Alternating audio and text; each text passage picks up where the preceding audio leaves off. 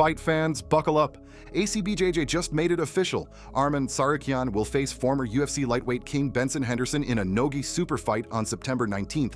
That's right, opponent revealed, date set, rule set locked. This will be Tsarukyan's third grappling match of 2025. He's 2-0 this year, wins over Makasharip Zainukov and Patricio Pitbull. The closest he came to returning to MMA was UFC 311 in January, when he withdrew from the main event on days' notice.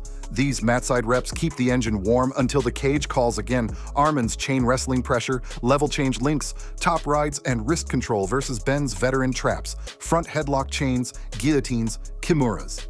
If Arman banks positions, he banks minutes. If Ben slows scrambles and snags a neck off a shot, sprint turns to chess. Pick a side, Tsarukyan's chain wrestling rides or Henderson's guillotine traps. Drop your winner plus method in the comments, then subscribe and tap the bell so you don't miss the Nogi Super Fight on September 19th. Tight space, tighter jaws, Jean Silva and Diego Lopes went nose-to-nose for their stare-down. No shoves, no skit, just that extra half step that says each believes the other blinks first. Security was there, they didn't need to work. The room dropped 5 degrees and fans got a clean trailer for Fight Night, Silva's Voltage versus Lopes' Poise.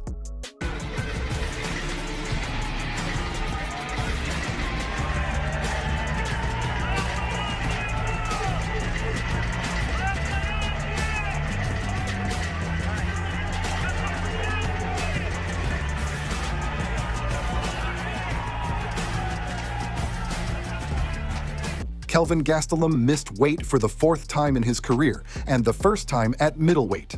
For UFC Noche, he weighed 191 pounds for a 185-pound bout versus Dustin Stoltzfus.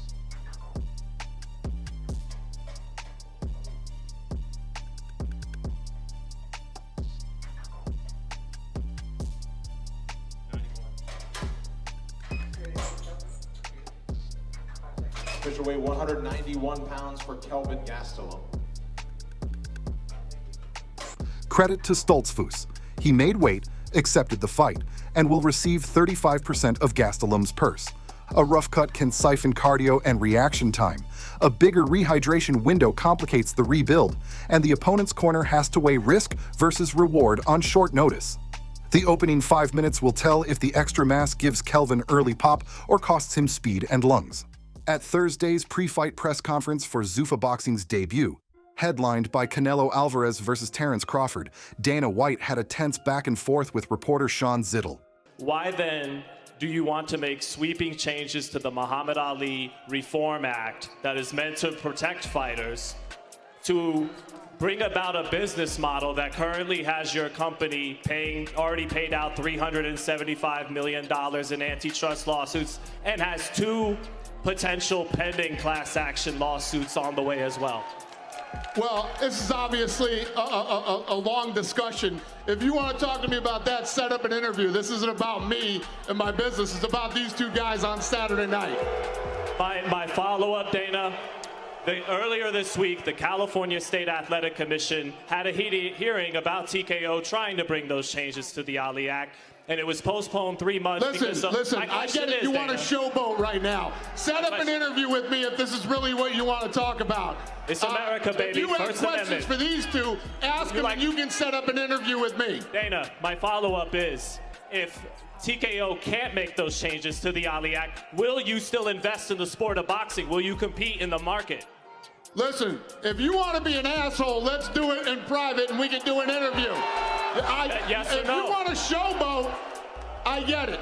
If you have questions for these 2 that are fighting on Saturday, that's a different story. Fight. This isn't a discussion to have at a press conference for these 2 that are going to fight on Saturday, 2 legends. If you want to set up an interview with me and ask me these questions, let's do it one-on-one. Sounds and good. you can ask me anything you want. All right. Well, Terence and Saul, have a good fight. Yeah, you have a question for these 2? No. No? Beat it. Go ahead. Who's next? We have a ring in the gym, buddy. Later, Ariel Helwani publicly praised Zittel for asking the tough questions others might avoid. Mega events don't just sell punches, they sell narratives. When access and accountability collide on camera, fans get context instead of slogans. Yoel Romero is now officially a BKFC heavyweight contender. The 48-year-old Soldier of God signed in July and debuted at BKFC 80, Hollywood, Florida, then ran through Theo Dukas, scoring 3 knockdowns on the way to a stoppage and a 1-0 start in bare knuckle. Pulls back just enough, ready counter. In BK, every miss bites and every land splits. Romero stayed composed and picked clean lines.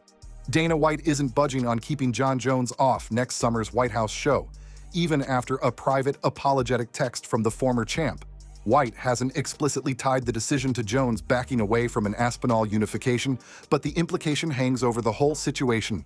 Jones had verbally agreed to fight Tom Aspinall this year, then retired in June, only to reverse course days later when President Donald Trump announced the Octagon was coming to the White House. Since then, Jones has said he'd fight anyone, hinting the Aspinall bout was back on the table. White to Zach Gelb on the apology text. He reached out. "Sorry how this all played out. I want to fight at the White House. I'm serious about that." Did it change anything? No, I appreciate it, but I need people I can count on for this fight. I know who they are and who they are not. Rico Verhoeven surprises Tom Aspinall. A playful but competitive clip lit up feeds. Glory legend Rico Verhoeven sneaks a takedown on UFC heavyweight champ Tom Aspinall.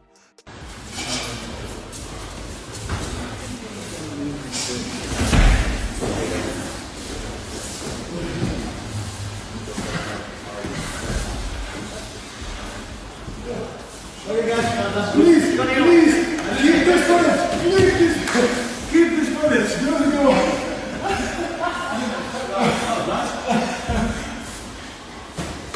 Tom pops up smiling. Rico daps him. Iron sharpening iron, minus the ego. Posture and timing create openings in every code. It's a rare viral that's wholesome and instructive. The ACBJJ Super Fight gives you the pre-punch truth. Control versus traps is decided in the first half second.